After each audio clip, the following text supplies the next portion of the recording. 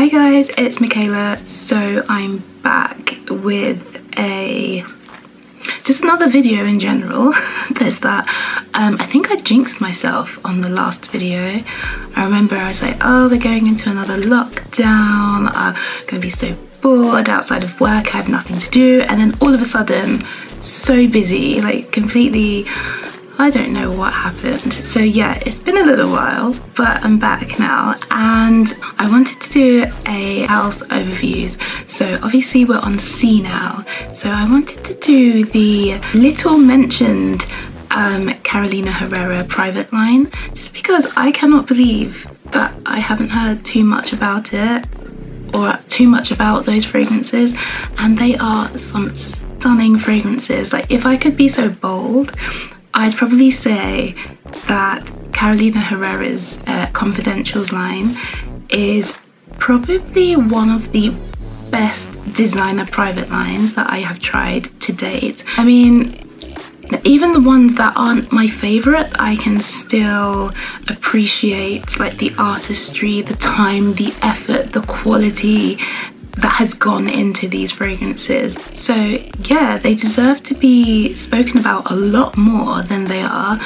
But anyway, enough of me ranting and going on. I haven't tried all of them simply because there are quite a few. So the fragrances I've tried are all from the EDP collection, of which there are 12. So I've tried 8 out of the 12. But in the collection there's also 7 oils. I haven't tried any of the oils yet. And there are 6 EDT bottles. I haven't tried any of those ones either, although there's a couple I've got my eye on. So yeah, let's get into it. Let's start with easiest to wear. And I've gone for Mystery Tobacco. I still remember the first time I tried this. I was like, not too sure. I think I was expecting like a huge tobacco blast, but in reality, Mystery Tobacco is very much a 50-50 tobacco and Tonka scent. Obviously there's some other notes in there as well, which I'll put on the screen, but it's just, yeah, a very balanced tobacco Tonka scent. There's some sweetness in there, but it's not too much. It's overall the scent is very measured. So like the fragrance is very present. It's present on the skin, but it's not so strong. It doesn't scream off the skin. It's a very sophisticated scent all in all. Yeah, very smooth, quite dry as well. So yeah, there is some sweetness in there. It's not a sticky sweetness at all. It's very, the fragrance is still very much smooth, very dry. As I said, very easy to wear, so it's in the right category. So next in easiest to wear, we have Burning Rose. I've only got my sample of it. I mean, you can rarely go wrong with a rose scent, you know, provided you do like the note of rose. But Burning Rose is stunning. It's a very sweet, to me it comes across as a very sweet rosewater scent, but then it does have lots of warm spices in there. Cinnamon, it's got nutmeg, it's got ginger, and those really help to kind of add another dimension to the scent. It gives the scent a lot more body. It's more inviting as well. It's very versatile. It could be worn probably most of the year. I'd say it's very much suited to now. So I wore Burning Rose a couple of days ago, and yeah, it smelled very good. Okay, so next category is the best kind of everyday scent, the scents that can be worn every day, and I've gone for, again, Mystery Tobacco. This is going to be a common theme. I love this fragrance. It really does fit well within like an everyday scent category. Specifically, last winter, I was reaching for this one a lot.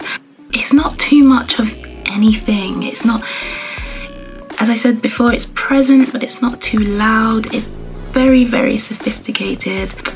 By sophisticated, I just mean that it's a solid scent that's very, very sure of itself.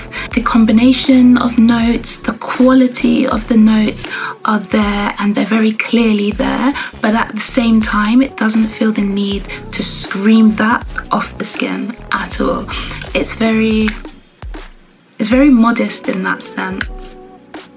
That said, I can see this as an everyday scent, just because it has been at one point my everyday scent, and it seems to suit kind of, yeah, various occasions. It's quite versatile. So yes, every day we'll go for mystery tobacco and tuberose. I've got this cute little sample dram, like 5ml sample dram, and yeah, this one's just called tuberose. It's called Herrera Tuberose. Yeah, perfect everyday scent. That said, you do obviously have to like the note of tuberose to appreciate this scent, but for a tuberose, it's a very easygoing. It's not too pungent, it's not too green. It's a sweet, creamy, but there is a coolness to this, and I'm going to put that down to the jasmine that's in here. So you know how the jasmine in Mugler's Alien gives that scent a cool, slightly mentholated aspect? I think it's the jasmine that's giving the cool effect to this scent as well. Lovely, flowery, creamy, sweet. Tuberose scent. Those cool tones are really beautiful in here as well. Perfect every day if you like tuberose. Now the next category is going to be your event or your more kind of standout fragrance, and I've gone for the only anomaly in all the scents that I've tried so far from this house.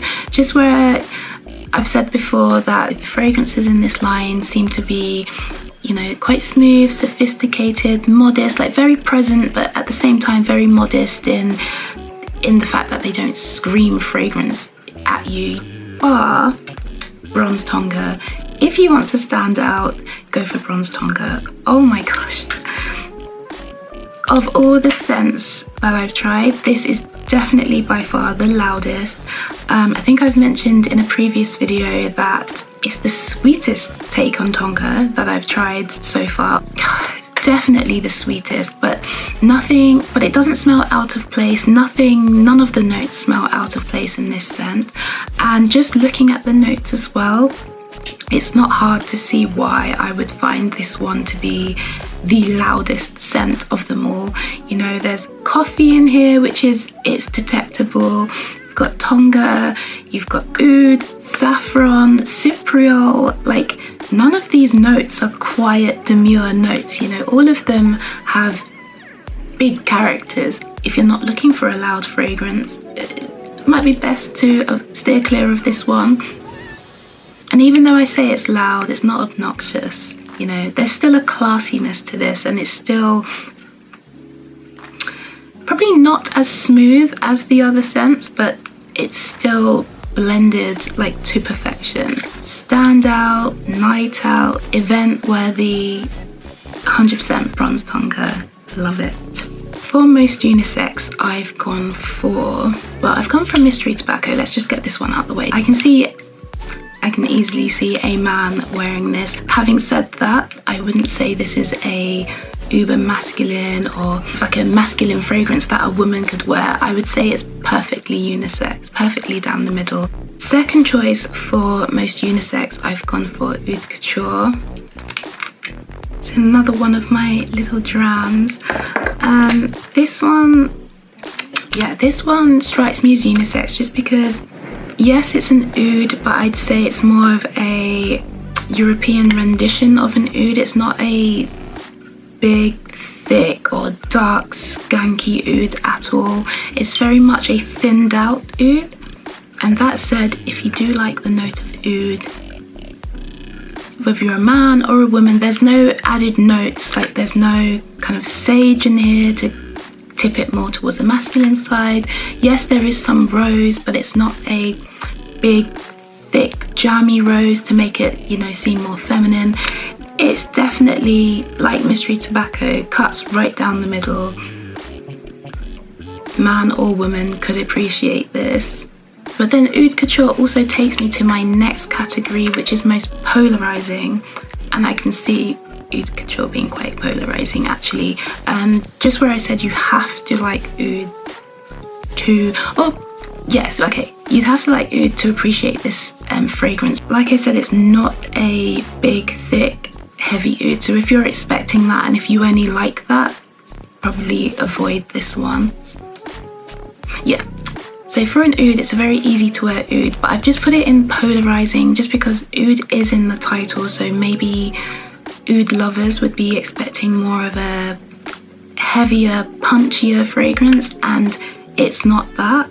And then for people who say they do like their classier, musky type scents, they should definitely try this out. They might surprise themselves, they might like it, but then having said that, the oud in the title might put them off, because the person this I can see liking this could also be someone who wouldn't usually go for an oud scent. So that's why I've gone for Polarising, because people who love oud see oud in the title, they'll try it and disregard it straight away because it's not the type that they're expecting.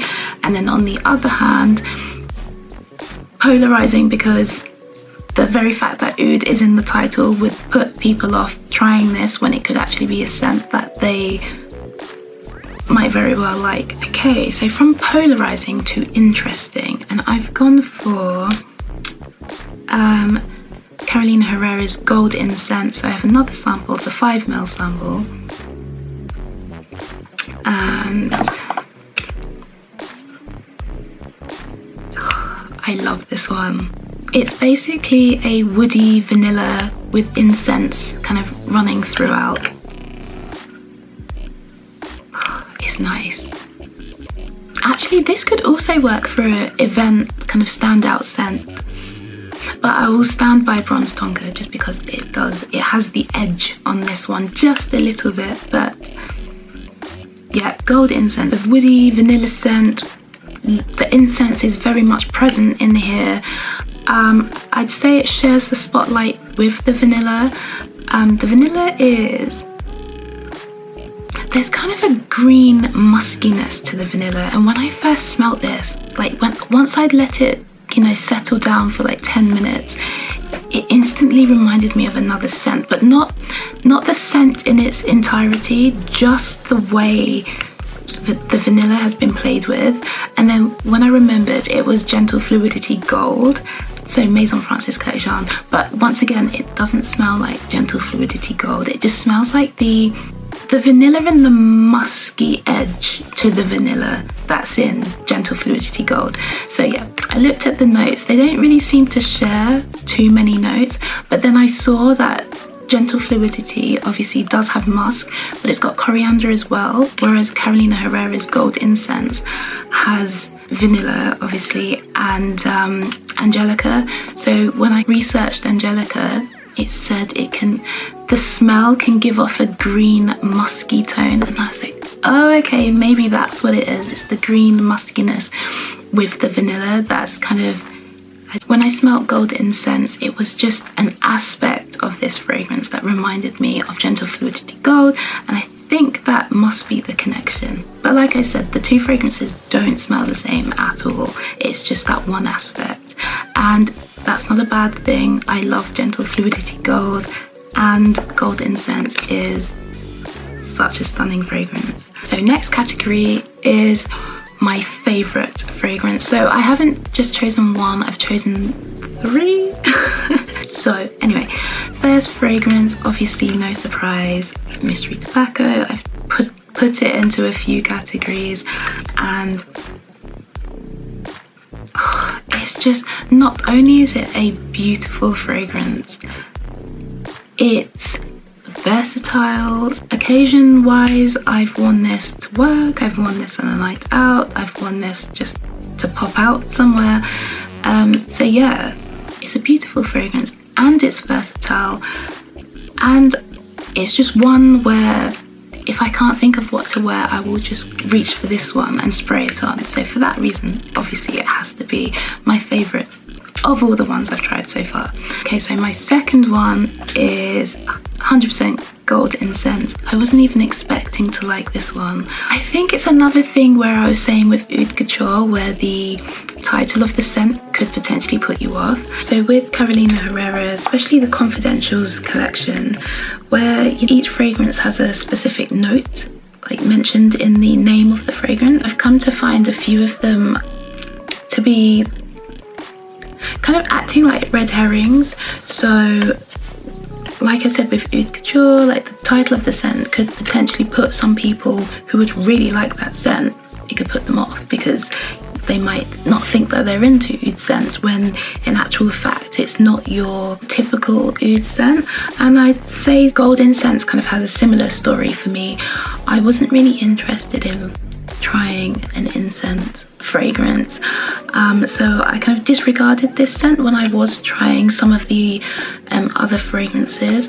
And had I not done that, I probably wouldn't have purchased one of the other scents that I have purchased, and I would have purchased Gold Incense in its place. It was only when I got home, I was looking up the fragrances and I saw that Gold Incense had, you know, the vanilla, the cinnamon, the sandalwood, all notes that I love, and they had been voted quite high on Fragrantica, and I was like, why didn't I try that? And I just thought it was because of the title of the fragrance. So yeah, with these fragrances as well, just because, you know, a particular note is in the title, don't let that sway you. If you get to try them, try all of them. You might like some of them. Gold Incense first became one of my favorites because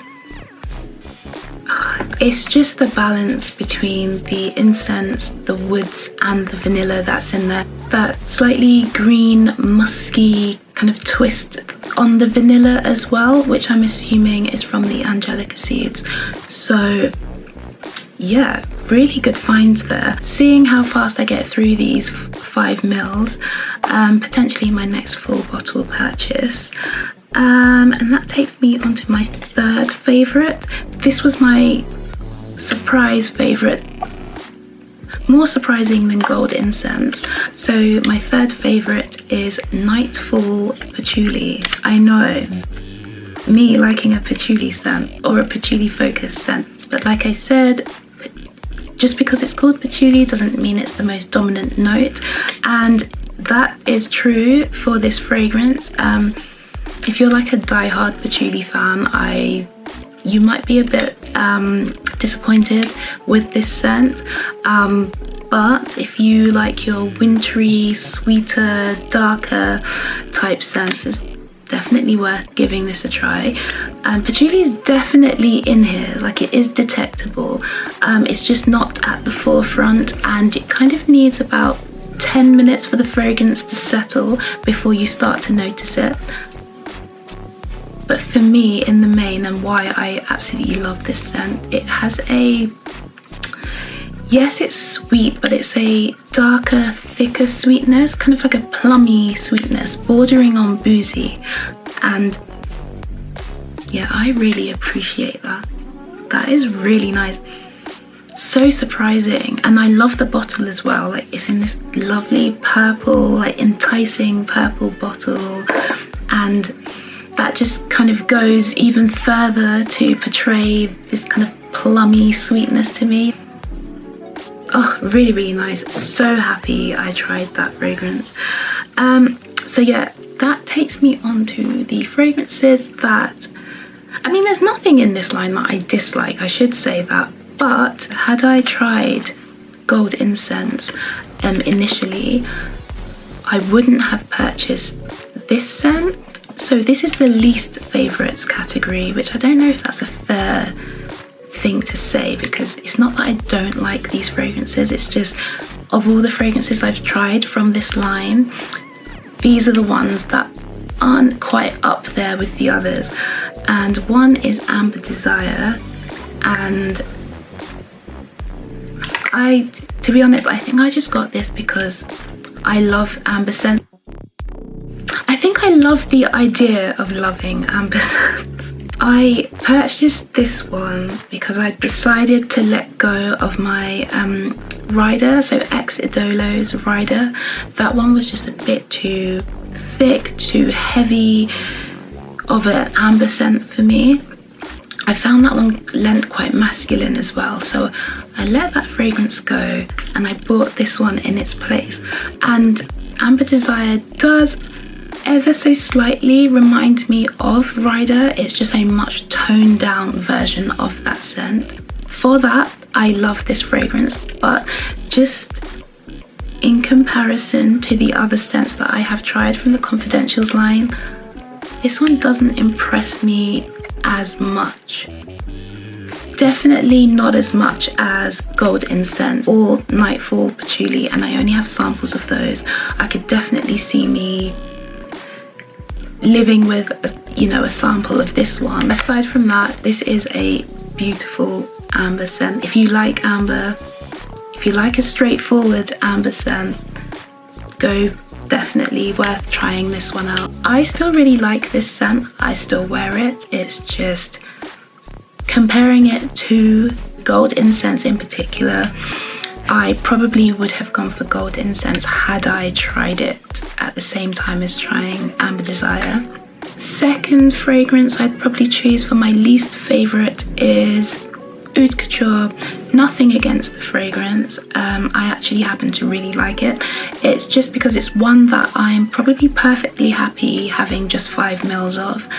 As I'd say I have an oud fragrance in a similar style to this one already, and that's the Rosendo Mateo's number 4.